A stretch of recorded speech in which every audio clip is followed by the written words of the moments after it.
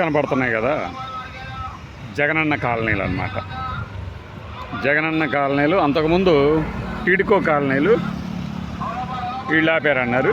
ఇప్పుడు జగనన్న కాలనీలని వీళ్ళు ఆపుతున్నారు.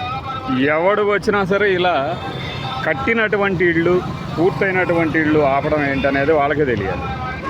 మీరు చూస్తూ ఉంటే జూమ్ చేసినప్పుడు చూడండి, లైటింగ్ కూడా వచ్చేసింది అక్కడ.